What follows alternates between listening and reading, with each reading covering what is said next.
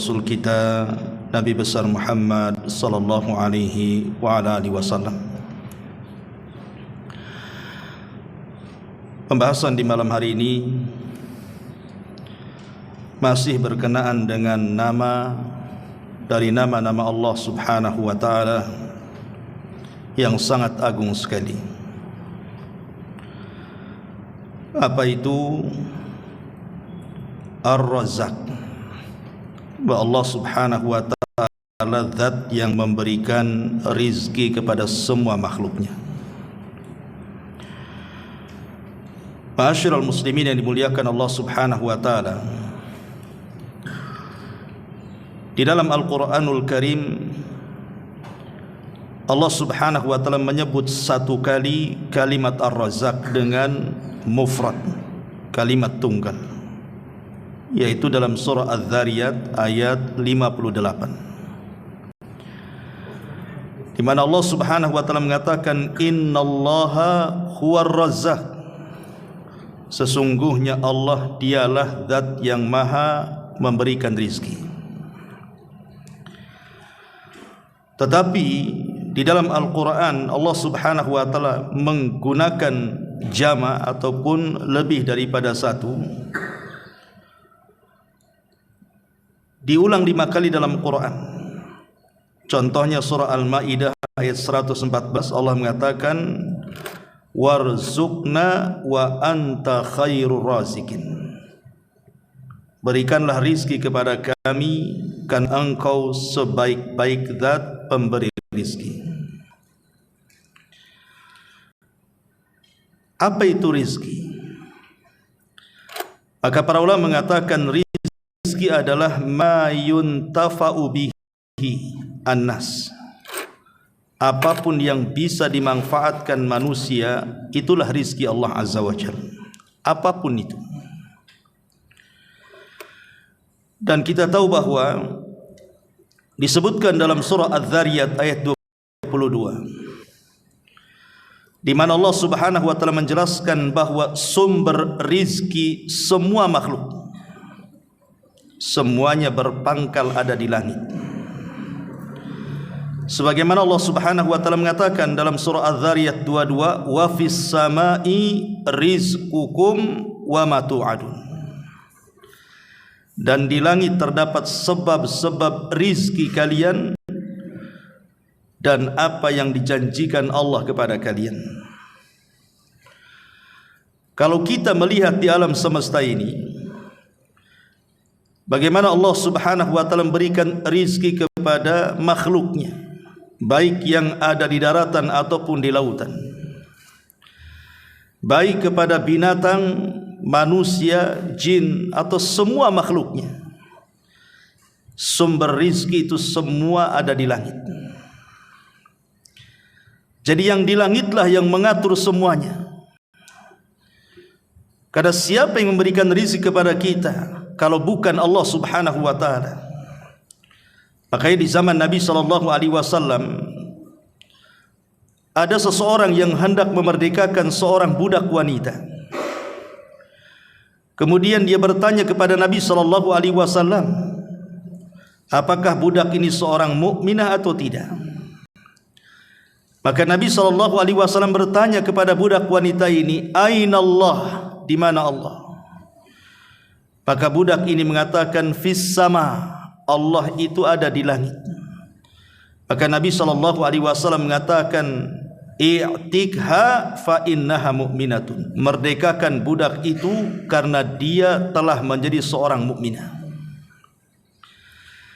Maka dari sini kita tahu bahwa Allah Subhanahu wa taala berada di langit, di atas ketinggian. Dari langit itulah Allah Subhanahu wa taala membagi-bagikan rizkinya kepada semua makhluknya. Dan itu difirmankan dalam Al-Quran surah Yunus 31, "Qul man yarzuqukum minas sama'i wal ard." Siapakah yang memberikan rizki kepadamu dari langit dan dari bumi? Artinya tidak perlu dijawab karena kita sudah tahu jawabannya. Dialah Allah Subhanahu wa taala. Dari sini kita tahu bahwa rizki yang diberikan kepada makhluk-makhluknya, secara khusus kepada manusia. Ada dua rizki yang disebut dengan sa'id dan juga an-nazil. Rizki yang naik dan rizki yang turun. Rizki yang naik ataupun rizki yang turun semua datang dari langit. Karena Allah mengatakan tadi, wa fis samai rizqukum. Di langit itu terdapat rizki kalian, baik rizki yang diturunkan Allah atau rizki yang dinaikkan Allah Subhanahu wa ta'ala. Adapun rizki yang diturunkan oleh Allah Subhanahu wa ta'ala, itulah rizki yang ada di dunia yang kita rasakan. Kita diberikan rumah, kita diberikan kendaraan, kita diberikan pasangan, kita diberikan pekerjaan, kita bisa makan, bisa minum, bisa menikmati dunia.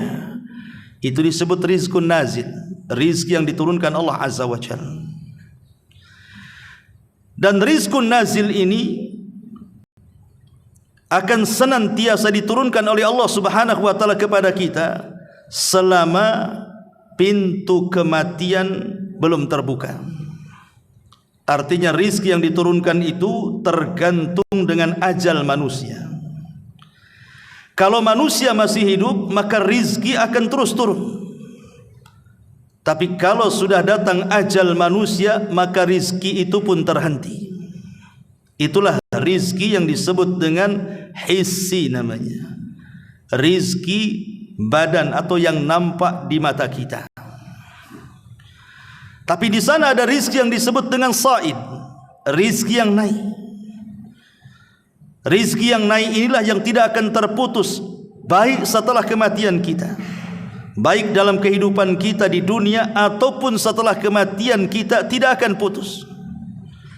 Rizki yang dinaikkan dari bumi ke langit, itulah rizki yang disebut dengan rizki maknawi. Seperti orang yang diberikan oleh Allah Subhanahu wa ta'ala sehingga dia bisa melakukan amal saleh. Karena amal saleh ini bagian daripada rizki. Sebagaimana Allah Subhanahu wa ta'ala mengatakan, ilaihi yas'adul kalimut thayyibu wal amalu yarfa'uhu wal amalu salihu yarfa'uhu. Kepada Allah lah seluruh perkataan-perkataan yang baik akan dinaikkan. Begitu juga amal-amal saleh akan dinaikkan kepada Allah Subhanahu wa ta'ala. Dan dua-duanya adalah rizki yang naik dan tidak akan terputus. Adapun kalimat-kalimat yang baik, seperti orang membaca Al-Quran, berzikir, mengajak manusia kepada kebaikan, mencegah manusia dari kemungkaran, atau amal saleh seperti salat, puasa, zakat, jihad dan yang semacamnya, itu semua akan diangkat oleh Allah Subhanahu wa ta'ala dan akan dijadikan rizki untuk kita. Makanya lihat Allah Subhanahu wa ta'ala ketika bicara soal orang-orang yang mati syahid. Apa kata Allah? وَلَا تَحْسَبَنَّ الَّذِينَ قُتِلُوا فِي سَبِيلِ اللَّهِ أَمْوَاتًا بَلْ أَحْيَاءٌ عِنْدَ رَبِّهِمْ يُرْزَقُونَ فَرِحِينَ بِمَا آتَاهُمُ اللَّهُ مِنْ فَضْلِهِ. Jangan kau sangka orang-orang yang mati di jalan Allah, mati syahid itu mereka mati, tidak, mereka hidup. Walaupun nampaknya mati di dunia, tapi mereka hidup di kuburan mereka. Dan mereka mendapatkan rizki dari Allah Subhanahu wa ta'ala. Mereka senang dengan apa yang Allah anugerahkan kepada mereka. Artinya orang-orang yang mati syahid, walaupun mereka mati, tapi rizkinya tidak terputus. Rizkinya akan terus mengalir dalam kuburannya. Dan tentunya rizki yang paling besar adalah Jannatun Naim, sorga yang penuh dengan kenikmatan dari Allah Subhanahu wa ta'ala untuk mereka. Itu yang disebut dengan rizku as-sa'id, rizki yang dinaikkan Allah ke langit berupa amal saleh. Dan kedua-duanya harus dicari oleh manusia. Dua-duanya harus dicari. Baik rizki yang turun dari langit ke bumi, kita harus mencari, karena itu untuk penghidupan kita di dunia. Kita harus mencari pekerjaan untuk mendapatkan uang. Dengan uang itu kita bisa beli rumah, kita bisa makan, bisa minum, beli kendaraan dan begitu seterusnya. Begitu juga rizki akhirat berupa sorga pun harus dicari di dunia.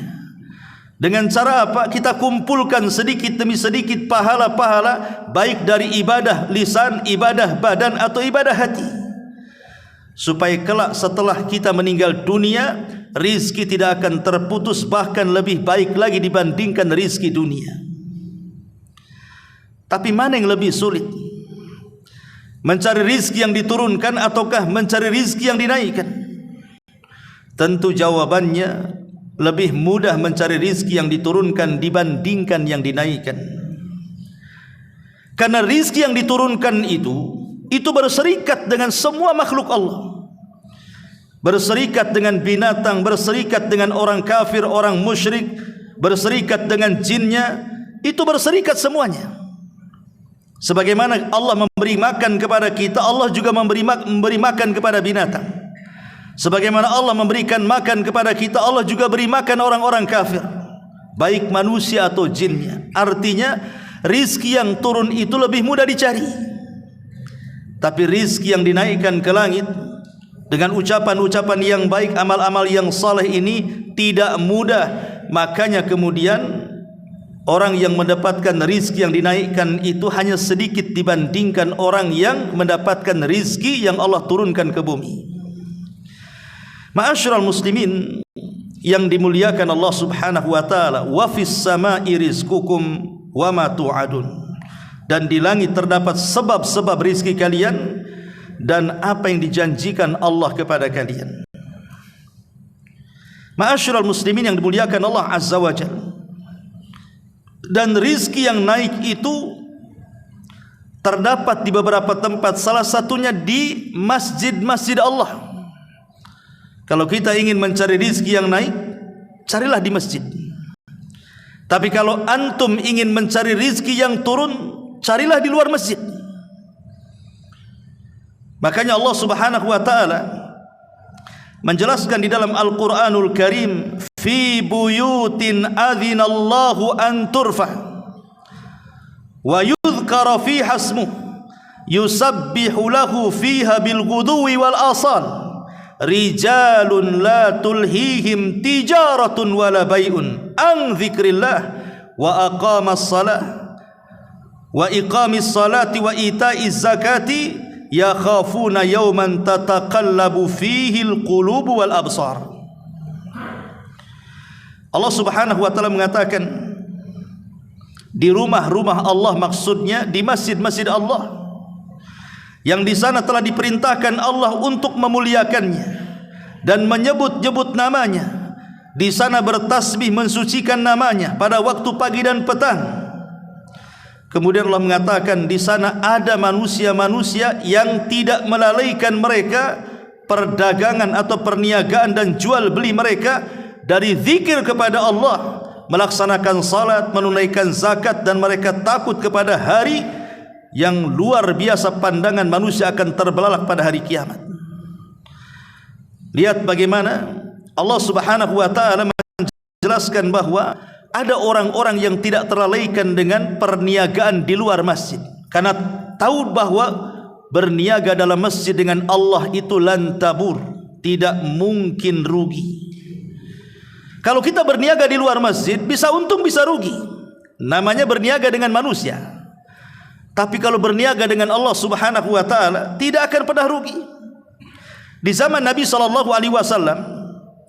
di awal-awal Rasul melaksanakan sholat Jumat, datang kafilah dari Syam membawa dagangan yang begitu banyak.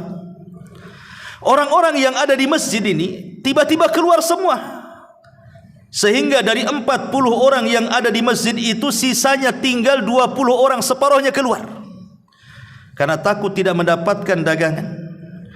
Maka Allah Subhanahu wa taala tegur dengan menurunkan surah Al-Jumu'ah ayat 11, wa idza ra'au tijaratan aw lahwan infaddu ilaiha wa tarakuka qa'ima qul ma indallahi khairun minal lahwi wa minat tijar wallahu khairur razikin. Dan apabila mereka melihat perniagaan atau permainan, mereka bubar untuk menuju kepadanya. dan mereka tinggalkan dirimu yang sedang berkhutbah, katakan ya Muhammad, apa yang di sisi Allah itu lebih baik daripada permainan dan perniagaan di luar sana, karena Allah sebaik-baik pemberi rizki. Lihat bagaimana terkadang ada orang terkecohkan, dia lebih memilih rizki yang turun dan meninggalkan rizki yang dinaikkan. Padahal rizki yang turun itu satu hari akan meninggalkan kita, atau kita yang akan meninggalkan mereka. Kita yang akan meninggalkan rizki yang turun, atau rizki yang turun meninggalkan kita. Boleh jadi setelah kita kaya, tiba-tiba datang tsunami, datang gempa, datang musibah, habis semuanya. Atau boleh jadi semua tidak habis, tapi kita pula yang mati. Tetapi rizki yang dinaikkan itu tidak akan terputus di dunia, di dalam kuburan, sampai ke dalam sorga. Ma'asyiral muslimin yang dimuliakan Allah subhanahu wa ta'ala, itulah Ar-Razzaq, Allah zat yang maha memberikan rizki. Ma'asyiral muslimin yang dimuliakan Allah subhanahu wa ta'ala, kita tahu bahwa semua makhluk yang Allah ciptakan, baik langitnya, baik buminya, baik lautannya, baik gunung-gunungnya, baik hutan-hutannya, dan seluruh alam semesta ini, itu hakikatnya dijadikan Allah untuk rizki manusia. Jadi Allah menciptakan alam semesta itu untuk rizki bagi kita. Allah subhanahu wa ta'ala berfirman dalam surah Al-Baqarah 21-24, Ya ayyuhan nasu'budu rabbakumul ladzi khalaqakum walladzina min qablikum la'allakum tattaqun. Wahai manusia, sembahlah Rabb kalian yang telah menciptakan kalian, menciptakan orang-orang sebelum kalian, agar kalian bertakwa. Lihat di sini, alladzi ja'ala lakumul arda firasha.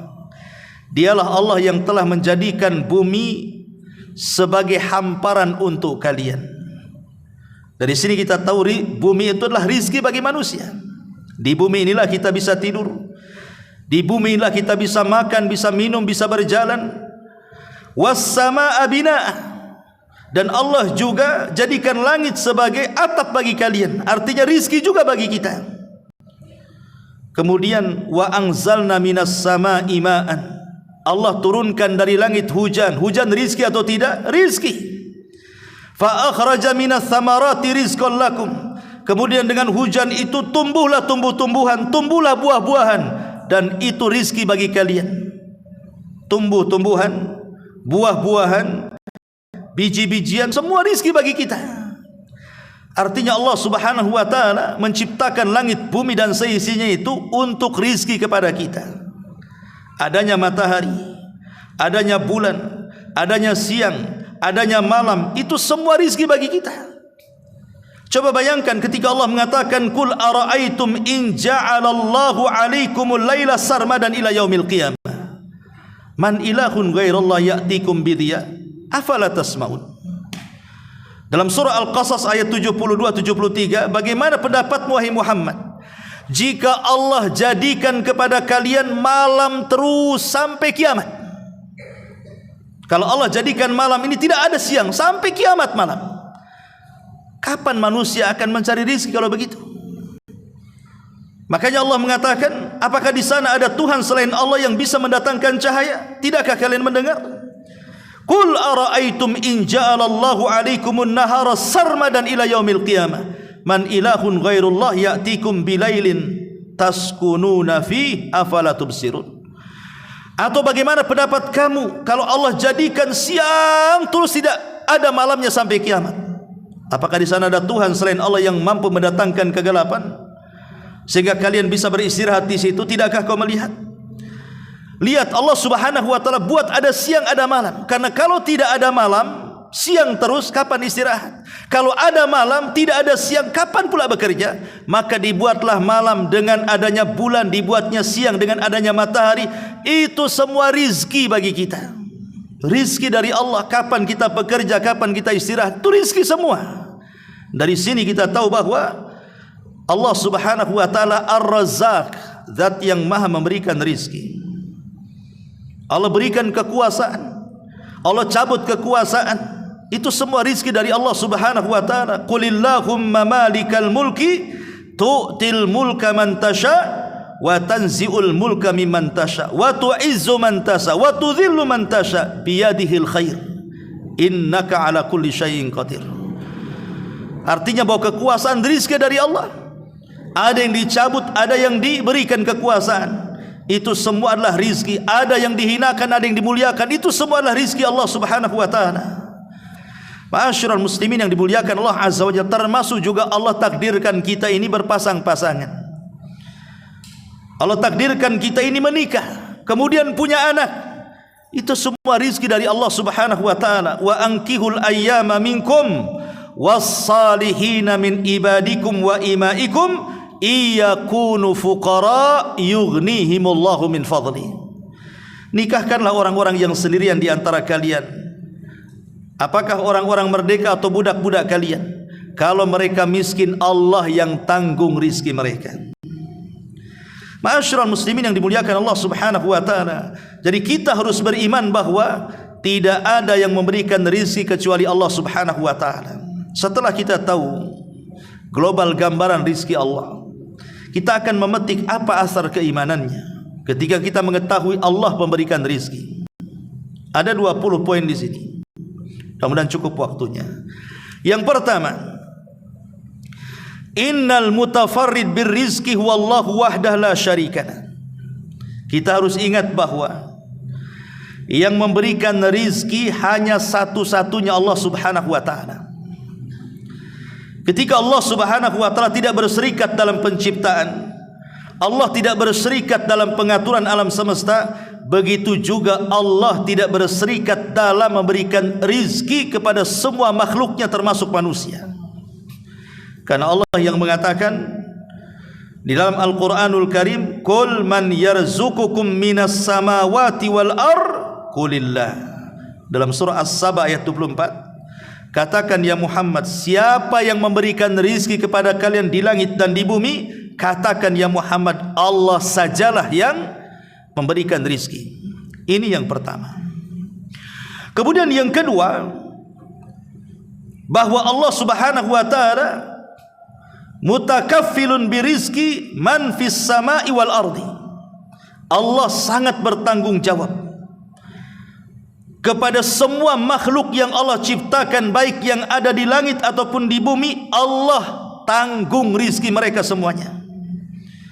Allah mengatakan di dalam Al-Quranul Karim surah Hud ayat 6, wa ma min dabbatin fil ardi ilallah illa 'alallah rizquha. Tidak ada satupun binatang yang melata di permukaan bumi kecuali rizkinya sudah ditanggung oleh Allah. Kalau rizki sudah ditanggung oleh Allah Subhanahu wa taala, kenapa orang mesti sedih dan bingung mencari rizki? Allah sudah tanggung rizki kita. Tidak perlu sedih. Allah sudah menanggung rizki kita. Karena seseorang tidak mungkin wafat kecuali sempurnakan rizkinya. Kemudian yang ketiga, Allah Subhanahu wa taala tidak akan pernah merasa berat. Allah Subhanahu wa taala tidak akan pernah merasa lelah ketika memberikan rizki kepada makhluk-makhluknya. Allah Subhanahu wa taala berfirman, bersabda, Nabi sallallahu alaihi wasallam bersabda pada diskusi, ya ibadi, lau anna awwalakum wa akhirakum wa insakum wa jinnakum qamu fi sa'idin wahidin fa'ataitu kulla insanin mas'alatahu ma naqasa dhalika mimma indi illa kama yanqusul mihyat idza udkhilal bahr. Allah Subhanahu wa taala berfirman dalam hadis qudsi itu. Apa kata dia? Wahai hamba-hambaku, kalaulah orang yang pertama kalian dan orang yang terakhir kalian, baik jinnya ataupun manusia di antara kalian, berdiri di sebuah lapangan yang lebar, yang luas, kemudian masing-masing mereka meminta sesuai dengan permintaannya, kemudian Allah berikan semua permintaannya, itu bagi Allah tidak pernah mengurangi sedikit pun dari kekayaannya, kecuali kata Allah seperti jarum yang dicelupkan di lautan kemudian diangkat, itulah tetesan yang netes dari ujung jarum, itulah rizki yang dibagi-bagikan semua manusia, jinnya juga, dari awal sampai yang terakhir hidup. Subhanallah. Dari sini Allah tidak akan merasa berat dan lelah karena yang diberikan kepada kita tidak banyak. Dan itu sudah mencukupi semua makhluknya. Ya. Kemudian yang keempat, bahwa Allah Subhanahu wa taala mutahakkim fi arzaqi ibadi. Allah yang mengatur rizki itu sesuai dengan kehendaknya. Si fulan jadi kaya, Allah yang berkehendak. Si fulan miskin, Allah yang berkehendak. Si fulan sehat, Allah yang berkehendak. Si fulan sakit, Allah yang berkehendak. Allah berkehendak semuanya. Dialah yang menghukumi rizki manusia. Makanya Allah Subhanahu wa taala berfirman, wallahu faddala ba'dakum ala ba'din fir rizki. Allah lah yang melebihkan sebagian kalian dengan sebagian yang lain dalam perkara rizki. Jadi Allah Subhanahu wa taala berhak memilih, oh si fulan harus kaya, si fulan harus miskin. Itu semua Allah yang berkehendak. Tidak perlu kecil hati, karena di balik itu ada hikmah yang terkadang kita tidak paham. Kenapa Allah Subhanahu wa taala membuat orang miskin tak kaya-kaya? Boleh jadi kalau dia kaya melampaui batas. Sengaja Allah Subhanahu wa taala buat miskin terus supaya dia tidak melampaui batas. Kenapa pula orang kaya tidak dimiskin-miskinkan? Boleh jadi kalau dia miskin dia bisa kufur. Kenapa orang sakit kemudian tidak disehat-sehatkan? Sebab kalau dia sehat maksiat lagi dia. Terkadang ada hikmah yang kita tidak tahu di situ. Makanya kemudian Allah berhak memberikan siapapun yang dikehendakinya dari rizki ini. Ma'asyiral muslimin yang dimuliakan Allah Subhanahu wa taala. Kemudian yang kelima, Allah Subhanahu wa taala lam yakhtas bi rizqihi man amana fi hayatid dunya wa innama kana rizqu fid dunya li jami'il mu'minina wal kafirin. Allah tidak pernah membatasi rizkinya kepada makhluk yang ada di dunia. Baik dia mukmin Allah kasih rizki, baik dia kafir Allah kasih rizki, baik dia jin Allah kasih rizki, apa malaikat Allah kasih rizki. Semua manusia, semua makhluk Allah berikan rizki. Allah tidak menghususkan. Karena rizki Allah Subhanahu wa taala sangat luas. Wallahu latifun bi ibadihi yarzuqu man yasha wa huwal qawiyul aziz. Dia maha latif, maha lembut kepada hamba-hambanya. Dia memberikan rizki kepada siapapun yang dikehendakinya. Kemudian yang nomor 7 ini yang paling penting. Kathratur rizki fid dunya la tadullu ala mahabbatillah. Banyaknya rizki yang Allah anugerahkan kepada seseorang bukan menunjukkan tanda sayangnya Allah kepada dia. Kalau ada orang kaya, saking kayanya bukan berarti kekayaannya menunjukkan Allah sayang kepada dia. Kalau ada orang miskin, saking miskinnya Allah menunjukkan bukan benci kepada dia. Sayang dan benci itu ukurannya bukan harta. Allah Subhanahu wa taala berfirman ketika menceritakan tentang orang-orang kafir di zaman dulu. Wa qalu nahnu aktsaru amwalan wa auladan wa ma nahnu bimu'adzabin. Mereka orang-orang kafir berkata, kami ini hartanya banyak, anaknya banyak, dan kami yakin di akhirat kami tidak mungkin diazab. Jadi keyakinan orang yang mengatakan kalau kaya itu tanda dicinta Allah, ini keyakinan orang kafir. Orang kafir yang mengatakan seperti itu. Makanya Allah mengatakan kul setelahnya, katakan ya Muhammad, inna rabbi yabsutur rizqa liman yasha. Allah lah memberikan rizki itu sesuai dengan kehendaknya. Fir'aun kafir tetap diberikan rizki. Namrud kafir tetap diberikan rizki. Qarun kafir tetap diberikan rizki. Sulaiman beriman tetap diberikan rizki. Para nabi mereka tetap diberikan rizki. Artinya kekayaan itu bersyarikat antara mukmin dan kafir, antara mukmin dan musyrik, antara orang yang taat dengan ahli maksiat, bahkan antara manusia dengan binatang sekalipun. Jadi itu bukan tanda sayang. Karena ada sebagian orang mengatakan kalau Allah limpahkan rizkinya, dia mengatakan Rabbi akraman, Rabbku sedang memuliakan aku, katanya. Kalau diseretkan rizkinya, dia mengatakan Rabbi ahanan, Rabbku sedang menghinakan aku. Tidak, Anda mulia, Anda hina bukan karena kekayaan. Jadi jangan pernah merasa mulia, hai Anda orang kaya di hadapan orang miskin, dan Anda jangan merasa hina, hai orang miskin di hadapan orang kaya. Karena rizki bukan tanda dicinta Allah Subhanahu wa ta'ala. Inna akramakum indallahi atqakum. Yang paling mulia itu adalah orang yang bertakwa di antara kalian. Perhatikan sebuah hadis yang dikeluarkan Imam Hakim dalam Mustadraknya. Innallaha qasama bainakum akhlaqakum kama qasama bainakum arzaqakum. Wa innallaha yu'ti dunya man yuhib wa man la yuhib wa la yu'til iman illa man yuhib, kata Rasul. Allah sudah membagi-bagi akhlak-akhlak kalian. Ada yang baik akhlaknya, ada yang tidak baik akhlaknya, kadang baik, kadang tidak baik. Itu semua sudah dibagi-bagi oleh Allah. Sebagaimana juga Allah memberikan rizki-rizki kalian dan membagi-baginya. Allah memberikan dunia kepada orang yang dicintainya dan kepada orang yang tidak dicintainya. Tapi Allah tidak pernah memberikan iman kecuali kepada orang yang dicintainya saja. Bahkan boleh jadi tanda banyaknya rizki itu istidraj dari Allah. Nabi SAW mengatakan, "Idza ra'aitallaha yu'til 'abda minad dunya 'ala ma'asihi ma yuhib."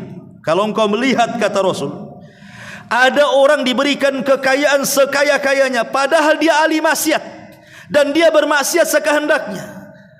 Dia tidak salat, dia tidak puasa, dia tidak zakat, dia tidak haji, padahal sanggup. Tetapi dunianya dibukakan selebar-lebarnya. Tapi ada orang salat, rizkinya disyaratkan. Ada orang puasa, rizkinya dikurangi.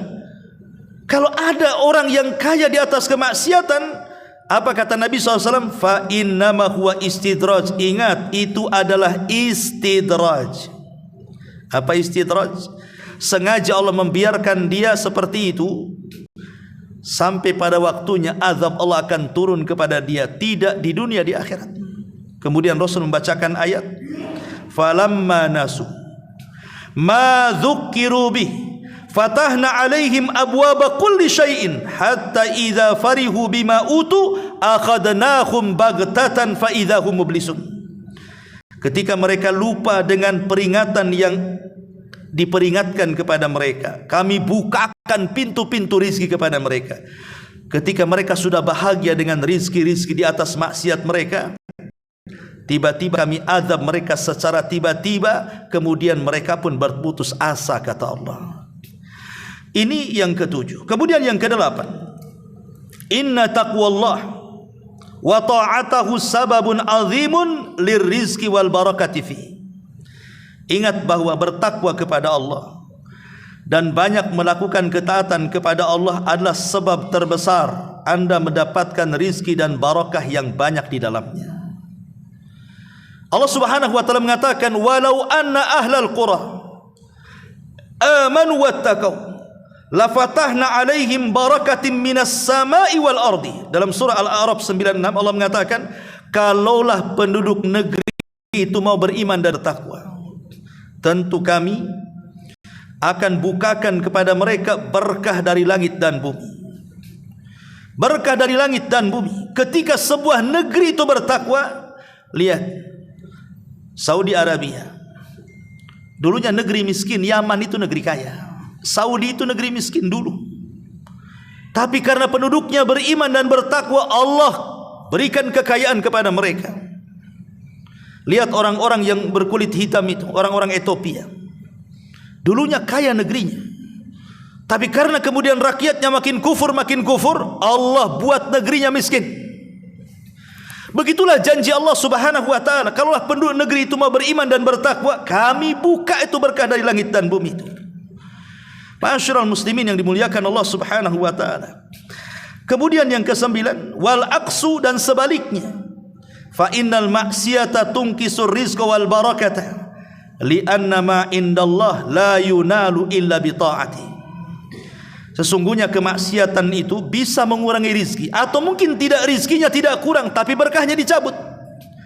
Karena apa yang di sisi Allah tidak mungkin dicapai kecuali dengan ketaatan kepada Allah Subhanahu wa taala. Allah mengatakan, "Dhaharal fasadu fil barri wal bahri bima kasabat aydin nas liyudhiqahum ba'dal ladzi 'amilu la'allahum yarji'un." Allah Subhanahu wa taala mengatakan, rusaknya, tampaknya kerusakan di lautan dan di daratan itu karena ulah manusia. Kita lihat di negeri kita sajalah. Kita lihat ketika ada gempa, ada tsunami, ada banjir, ada angin puting beliung. Berapa banyak bencana-bencana ini yang menghancurkan rumah-rumah mewah, kendaraan-kendaraan bagus, harta-harta yang disimpan, semua hancur. Itu akibat ulah siapa? Kata Allah, zaharal fasadu fil barri wal bahri. Kerusakan di langit dan di bumi itu ulah manusia semuanya. Ya, memang terkadang kalau kita melihat secara ilmiah fisikanya, oh itu karena ada lempengan yang bergeser sehingga terjadi gempa vulkanik, tektonik atau apa namanya. Ya, secara ilmiah fisika memang seperti itu. Tetapi kenapa dia bisa bergeser, pertanyaannya? Dan siapa yang menggesernya? Kemudian terjadi gempa. Ma'asyiral muslimin, harusnya kemudian dikejar tuh pertanyaan itu. Yang membuat lempengan ini siapa? Yang meletakkan lempengan ini siapa? Yang menjadikan bergeser atau tidaknya siapa? Allah subhanahu wa ta'ala. Kenapa Allah geser? Maka jawabannya dalam ayat ini, zaharal fasadu fil barri wal bahri bima kasabat aydin nas. Kerusakan di langit dan di daratan dan di lautan itu kecuali karena ulah-ulah maksiat manusia. Kemudian yang nomor 10, a'zamur rizqi yarzuqullahu bihi ibadah huwal jannah. Tidak ada rizki yang paling besar, yang paling agung yang disiapkan oleh Allah subhanahu wa ta'ala melebihi surga. Itulah yang disebut dengan rizkun sa'id dalam mukadimah tadi, rizki yang naik. Rizki yang paling besar adalah surga. Maka mintalah kepada Allah subhanahu wa ta'ala surga. Rasul mengatakan, idza sa'altumullaha fas'alil firdausil a'la. Kalau engkau meminta kepada Allah, jangan minta yang lain, kata Rasul. Mintalah surga firdaus yang sangat tinggi dan paling tinggi. Fa innahu a'lal jannah wa saqfuhu arsyur rahman. Karena surga firdaus, surga yang paling tinggi, dan atapnya langsung arsy Allah subhanahu wa ta'ala. Minta kepada Allah surga. Ma'asyiral muslimin yang dimuliakan Allah subhanahu wa ta'ala, Imam Ibnul Qayyim rahimahullah ta'ala mengatakan, man lam yadkhulil jannata fid dunya lam yadkhulil jannata fil akhirah. Siapa yang tidak masuk surga di dunia, surga dunia, maka dia tidak akan pernah masuk surga di akhirat. Saya ulang, siapa yang tidak masuk surga di dunia ini ada surga. Kalau orang tidak masuk di dunia, dalam surga dunia ini, maka dia tidak akan pernah masuk surga di akhirat. Apa maksudnya? Dan apa yang dimaksud surga dunia ini?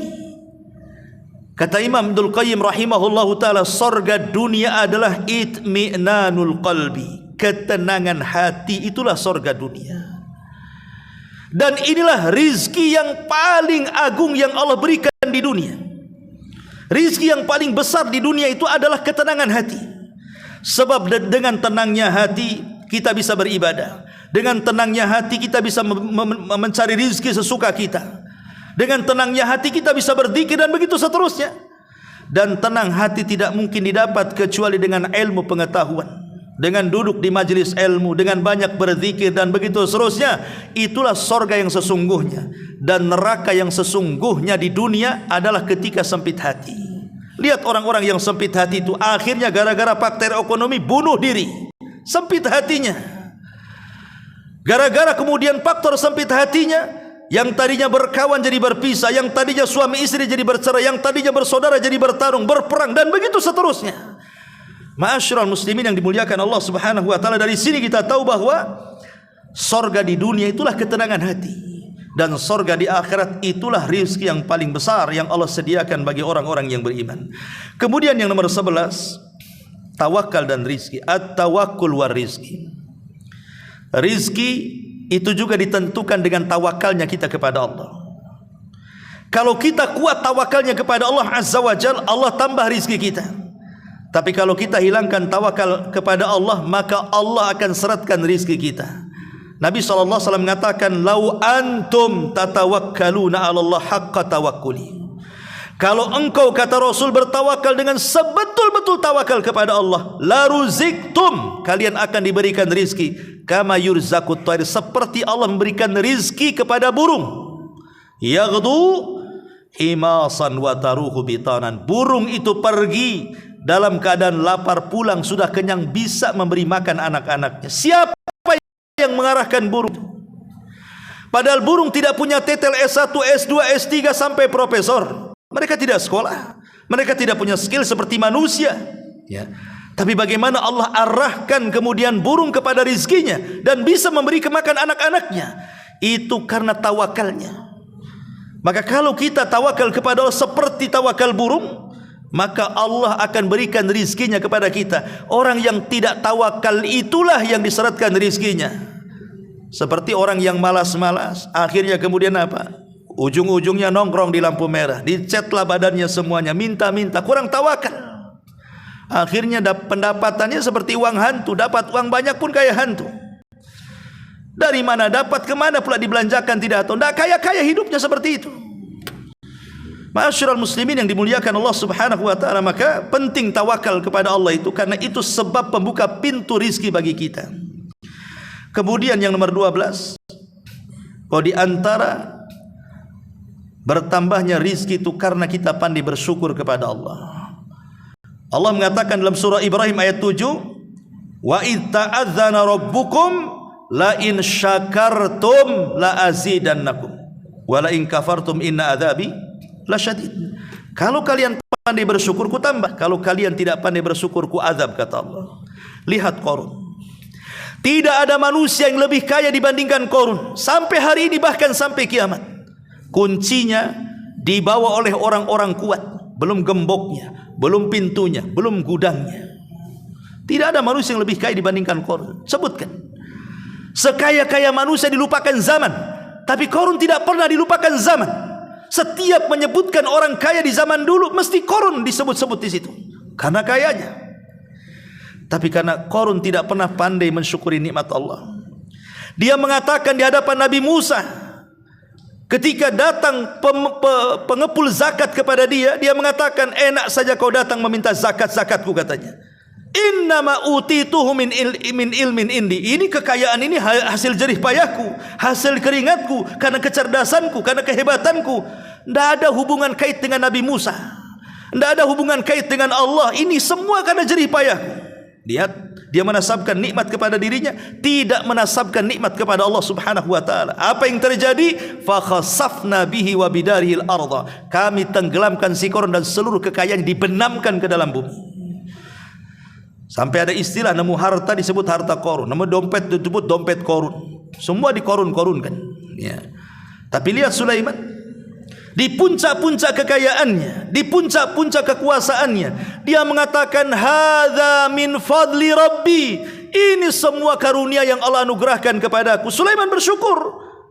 Maka Allah tidak adab Sulaiman. Allah banyakin lagi. Allah tundukkan awan kepada dia, Allah tundukkan angin kepada dia, Allah tundukkan jin kepada dia, Allah tundukkan binatang kepada dia, karena dia bersyukur. Ya. Makanya Allah mengatakan, la in syakartum la azidannakum wa la in kafartum inna adzabi lasyadid. Yang nomor 13, litatma'in an-nufus fa innahu la yanqati'u rizqun hatta tanqati'a anfas sahibihi. Supaya hati tenang. Ingat bahwa rizki tidak mungkin terputus dari badan kita sampai ruh kita keluar dari jasad kita. Rizki tidak akan terputus dari badan kita sampai ruh keluar dari jasad kita.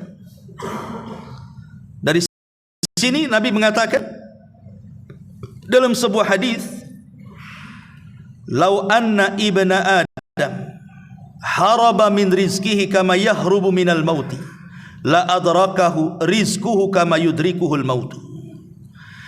Kata Rasul dalam hadis yang dihasankan Syekh Albani, seandainya anak Adam itu lari dari rizkinya, dia lari dari rizkinya sebagaimana orang lari dari kematiannya, sungguh rizki akan mengejar dia sebagaimana kematian akan mengejarnya. Karena Allah tidak pernah mewafatkan seseorang sampai disempurnakan rizkinya. Kita pakai logika sedikit. Ketika kita, saya, antum atau siapapun berada di perut ibu kita dalam janin, betapa banyak rizki yang Allah berikan kepada kita. Coba bayangkan, dalam janin, dalam perut ibu, dari segumpal sperma kemudian menjadi segumpal darah, kemudian menjadi segumpal daging. Mulai Allah tiupkan roh. Dengan cara apa? Mulai ditiupkan roh itu, itulah rizki yang pertama. Dibentuknya badan, dikasih kaki sama Allah. Kaki rizki atau tidak? Rizki. Dikasih tangan oleh Allah. Tangan rizki atau tidak? Rizki. Diberikan pendengaran, diberikan penglihatan, diberikan hati, diberikan akal. Siapa yang kasih itu? Di perut ibu tuh. Wallahu akhrajakum min butuni ummahatikum la ta'lamuna syai'a wa ja'ala lakumus sam'a wal absara wal af'idah, kata Allah. Allah lah yang mengeluarkan kalian dari perut-perut ibu kalian, tidak tahu menahu soal apapun, kemudian Allah berikan penglihatan, pendengaran dan hati. Dalam perut ibu kita saja kita sudah diberikan banyak rizki, kemudian dikasih asupan makanan, minuman dari darah haid yang terhenti kemudian menjadi makanan si bayi itu. Siapa yang kasih? Karena orang luar tidak mungkin ngasih kepada orang yang dalam janin itu. Itu semua Allah subhanahu wa ta'ala yang kasih. Ketika brojol saja tidak bisa bergerak, tapi Allah berikan insting sehingga dia mengambil air susu ibunya. Kemudian juga mulai Allah berikan kekuatan, mulai bisa bergerak, bisa bicara, bisa melangkah, bisa berjalan. Allah kasih pengetahuan. Subhanallah, rizki Allah itu luas sekali. Dan Allah tidak akan memutuskan rizkinya dari badan kita sampai ruh kita keluar dari jasad kita. Jadi buat apa kita sedih? Kemudian yang nomor 14, an tadhhara 'alal abdi athara fadlillah wa minnahu 'alaihi wa la yajhad an ni'ma fayukhfiha bal yu'lin ni'amallahi 'alaihi syukran lillahi. Wa hadza mimma yuhibbuhu Allah azza wa jalla.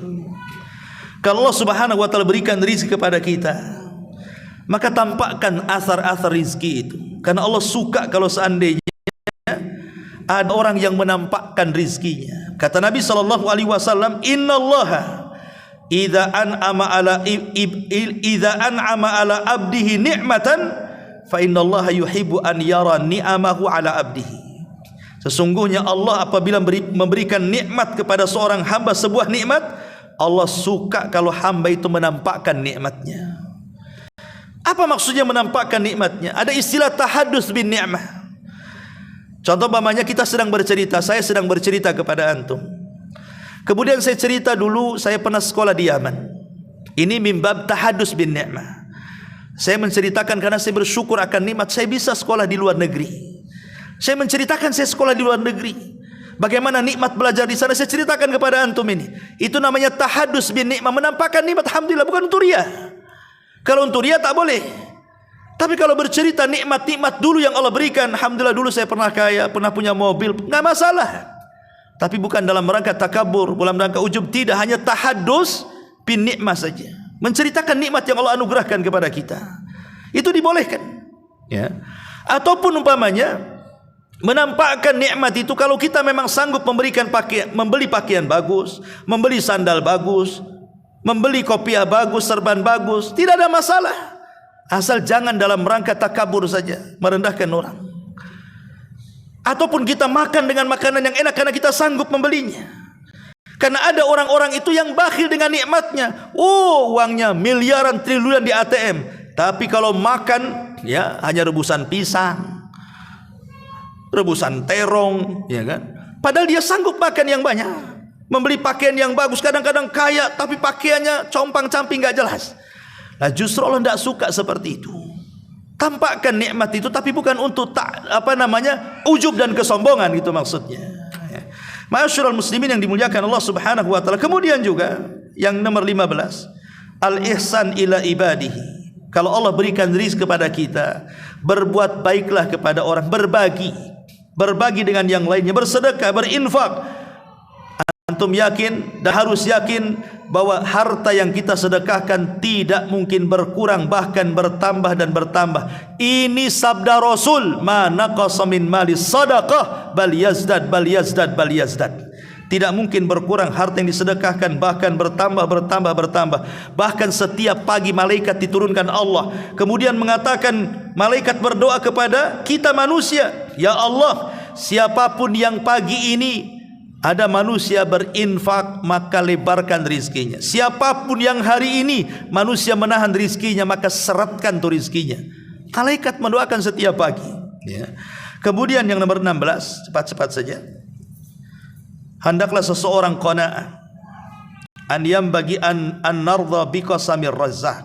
Harus qanaah, menerima apapun yang diberikan Allah dari rizki, karena itu terkadang terbaik bagi kita. Qanaah inilah yang membuat tenang hati. Jadi Allah memberikan banyak, alhamdulillah, bi nikmatihi tatimmus shalihat. Allah memberikan sedikit, alhamdulillah ala kulli halin. Begitu doanya ya. Jadi kalau memberikan ditambah nikmatnya banyak, bahasanya alhamdulillah bi nikmatihi tatimmu shalihat. Segala puja dan puji hanya milik Allah. Bi ni'mati, dengan nikmatnya sempurnalah amal-amal soleh kita.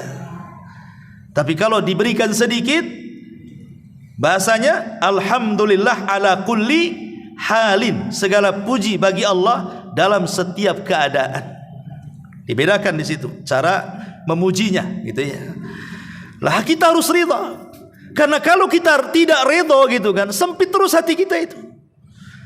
Pasti Allah Subhanahu wa taala di balik memberikan rezeki atau menahan rezeki itu ada skenario yang kita tidak tahu. Contoh mamanya, ada orang yang dipecat dari PT-nya. Kadang-kadang kiamat itu dunia itu, waduh, seolah-olah Tuhan PT berbeda dengan Tuhan di luar PT. Padahal Tuhan yang di PT sama dengan Tuhan yang di luar PT. Betapa banyak ketika dia dipecat dari PT, kemudian dibuka rizki dengan wira swasta di luar sana, lebih kaya dibandingkan orang di PT. Kan di PT buruh gajinya segitu-segitu saja. Di luar dia bisa berniaga, tidak ada yang ngatur, rizkinya banyak, Allah luaskan jadi kaya. Dia pula lama-lama buka PT. Nah, siapa yang tahu? Itu semua loh skenario Allah Subhanahu wa taala. Maka qanaah itu penting, merasa ridha dengan pemberian Allah Subhanahu wa taala. Di balik itu ada hikmah yang kita tidak tahu. Kemudian yang nomor 17, la tahsabu anna rizqa mujarrada amwalin wa wadhaifin wa auladin faqat. Jangan kalian kira rizki itu sebatas harta, sebatas pekerjaan, sebatas anak-anak. Bal hunaka rizqul arwah. Di sana ada rizki yang lebih hebat lagi, namanya rizqul arwah. Rizki ruh. Rizki ruh berupa apa? Iman, tauhid, ilmu. Itu semua rizki yang luar biasa, yang tidak akan terputus sampai kematian. Karena kalau rizki badan ini terputus dengan kematian, kalau kita mati selesailah itu semuanya. Tapi kalau rizki ruh berupa iman, berupa Islam, berupa tauhid, berupa ilmu, amal saleh dan begitu seterusnya, maka itu rizki yang tidak akan terputus sampai akhirat. Kemudian yang nomor 18, kalau ada orang bertanya, kenapa si anu kaya saya miskin? Kenapa si anu itu sehat, kenapa saya sakit? Kenapa si anu enak, kenapa saya susah? Kenapa Allah tidak adil memberikan rizkinya kepada saya? Kalau ada orang yang bertanya seperti itu, jawab dengan firman Allah surah Zuhruf ayat 32. Allah mengatakan, ahum yaqsimuna rahmata rabbik, nahnu qasamna bainahum ma'isyatahum fil hayatid dunya wa rafa'na ba'dahum fawqa ba'din darajat liyattakhidha ba'duhum ba'dan sikhriyan wa rahmatu rabbika khairun mimma yajma'un, kata Allah dalam surah Zuhruf 32. Allah mengatakan, apakah mereka yang membagi-bagi rahmat Tuhanmu? Kamilah yang menentukan penghidupan mereka dalam kehidupan dunia, dan kami telah meninggikan sebagian mereka atas sebagian yang lain dalam beberapa tingkatan. Ada yang kaya, ada yang miskin. Kenapa? Agar sebagian mereka dapat memanfaatkan sebagian yang lainnya. Kalau satu dunia kaya semua, antum tidak ada cari pembantu. Gimana caranya? Cari pembantu di mana? Semua orang kaya. Ya. Kalau semua kaya, nggak ada antum cari angkot itu. Semua punya mobil. Kalau semua kaya, COD tidak ada di aplikasi itu. Semua kaya ngapain? Makanya Allah buat ada miskin, ada kaya supaya saling memberikan manfaat di situ. Makanya ada pembantu, ada tuan, ada pelayan, ada bos, ada PT, ada anak buah dan begitu seterusnya. Saling memanfaatkan satu yang lain. Dengan itulah berjalan kehidupan manusia. Kalau semua orang miskin, susah juga. Kalau semua orang kaya, susah juga. Ketika ada si miskin dan si kaya, nampak geliat kehidupan manusia. Itu hikmahnya. Kenapa Allah Subhanahu wa taala bagikan seperti itu? Agar sebagian mereka dapat memanfaatkan sebagian yang lainnya. Rahmat Tuhanmu lebih baik dari apa yang mereka kumpulkan. Yang nomor 19, Al-iman bismillahi ar-razaq. Kalau kita mantap beriman dengan Allah itu zat yang memberikan rizki, yujibu lil abdi dawam al-iftiqari wal hajati ilallah. Kalau kita sudah yakin bahwa satu-satunya yang memberikan rizki adalah Allah, maka semakin berhajatlah kita kepada Allah, semakin meminta kepada Allah, semakin tunduk kepada Allah. Jangan minta kepada siapapun. Kalau kita ada masalah rizki, jangan ngadu di Facebook percuma. Jangan main TikTok pula. Di TikTok antum kemudian berkuar-kuar soal kemiskinan. Minta kepada Allah kekayaan. Tidak usah mengadu kepada siapa-siapa. Mengadulah kepada Allah subhanahu wa ta'ala. Dan yang terakhir tentunya, perbanyaklah istighfar, perbanyaklah taubat kepada Allah azza wa jal. Karena istighfar dan taubat sebesar-besar sebab Allah akan memberikan rizki kepada kita, sebagaimana perkataan Nuh kepada kaumnya, faqultu astaghfiru rabbakum innahu kana ghafara yursilis sama alaikum midrara wa yumdidkum bi amwalin wa banin wa yaj'al lakum jannatin wa yaj'al lakum anhara. Aku katakan, kata Nuh, perbanyak istighfar kepada Rabb kalian karena Dia zat yang Maha Pengampun. Kalau kalian banyak istighfar, Allah akan hujani kalian, Allah akan berikan harta dan anak-anak kepada kalian, dan Allah akan lebatkan hutan-hutan kalian sehingga kalian memanfaatkan buah-buahannya, dan Allah akan aliri sungai-sungai kalian, sumur-sumur kalian, tempat-tempat air kalian. Itu disebabkan istighfar dan taubat. Tetapi ikhwatu fiddin, dari semua rizki yang Allah subhanahu wa ta'ala anugerahkan kepada kita, yang paling besar apa? Rizkul hidayah. Tidak ada rizki yang lebih besar di dunia ini melebihi rizki kita dapat hidayah. Dimulai daripada hidayatul Islam, hidayatul iman, hidayatul sunnah, hidayatul ibadah. Ini 4 perkara ini sebesar-besarnya rizki. Dari hidayah itu, pertama Islam. Ini rizki terbesar bagi kita. Sebab kalau kita di luar daripada Islam, bukan hanya di dunia rugi, di akhirat masuk neraka, dikekalkan di dalamnya, tidak mendapatkan rizki surga. Kemudian hidayatul iman.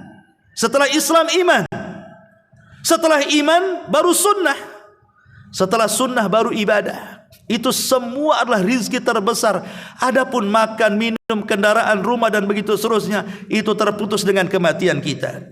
Tapi yang 4 ini tidak akan terputus walaupun kematian kita, sampai kita dimasukkan rizki terbesar, yaitu surga Allah subhanahu wa ta'ala. Wallahu alam. Sudah jam 9.